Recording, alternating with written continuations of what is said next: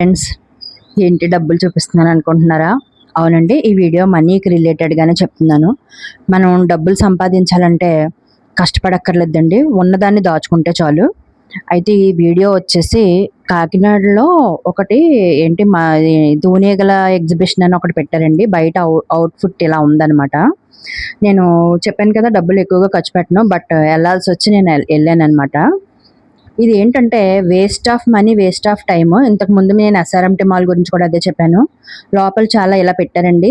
చిన్నపిల్లలకి వీలుగా ఈ తూనీగలు కదులుతున్నట్టు, అందులో రకరకాల తూనీగలు, వాటి యొక్క ఏంటి ఏ అక్కడ ఏ రకాలు ఉంటాయి, చిన్నపిల్లలకి వీలుగా పెట్టారనమాట.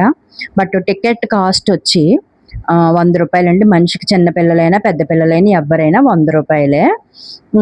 ఇందులో ఏం చెప్పదలుచుకున్నానంటే అండి, అసలు ఎవరు కూడా ఇలాంటి ఎగ్జిబిషన్స్ కానీ ఏవి కూడా ఎంటర్టైన్ చెయ్యొద్దు. ఎందుకంటే ఎంటర్టైన్మెంట్ కావాలి పిల్లలకి. పూర్వం ఎంటర్టైన్మెంట్ ఏముండేది? ఏ గుడికో గోపురానికో తీసుకెళ్లారు. ఇప్పుడు గుళ్ళకి తీసుకెళ్తానంటే ఏ పిల్లలు కూడా ఊరుకోవట్లేదండి, ఇలాంటివి అంటున్నారు. ఈ 100 రూపాయలు దీనికోసం వేస్ట్ చేయడం అనవసరమని నాకు అనిపించింది. సరే, ఇది అయిపోయింది, లోపల ఏమైనా ఉంటాయేమో అంటే లోపల అసలు ఏమీ లేవండి ఎగ్జిబిషన్ లోపల.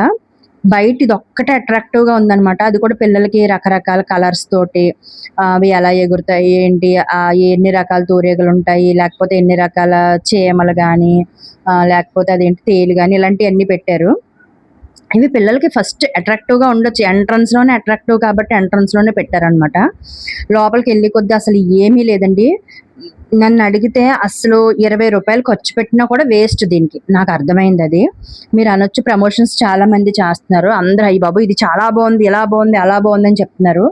అసలు వాళ్ళు ప్రమోషన్స్ కోసం ఏమైనా చెప్తారండి. ఎవరు కూడా ప్రమోషన్స్ చూసి మోసపోయి ఎళ్ళిపోకండి. ఇది నేను ప్రమోషన్ చూసి ఎళ్ళింది కాదు. ఒక సిచ్యువేషన్‌లో ఎళ్ళాల్సొచ్చి ఎళ్ళాను. నేను చెప్తున్నాను కదా, దేనికి కూడా తొందరపడి ముందుకెళ్ళను. అవసరమైతే తప్పితే నేను దాని జోలికెళ్ళనండి.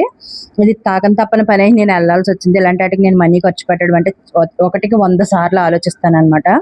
101 తప్పలేదు, ఇంకా ఎళ్ళాల్సొచ్చింది. కాబట్టి ఎవరైనా సరే, ఏదైనా సరే డబ్బులు ఖర్చు పెట్టాలని అనుకున్నప్పుడు మనం ఎంత సంపాదిస్తున్నాం అనేది చూడండి. మీరు ఈ రూ. 100 నేను ఖర్చు పెట్టిన రూ. 100 దాస్తే అది అది నేను సేవింగ్ చేసినట్టే. కాబట్టి నేను అందరికీ ఏం చెప్పదలుచుకున్నానంటే, ఎవరైనా సరే మీరు తొందరపడి డబ్బులు ఖర్చు పెట్టేసుకోకండి. ఉన్న రూ. 10 దాచుకోండి. వచ్చేది ప్రతి క్లిష్టమైన పరిస్థితులు వస్తాయని మన మోడీ గారు చెప్తున్నారు. అందరూ సేవింగ్స్‌లోకి వెళ్ళండమ్మా. Thank you.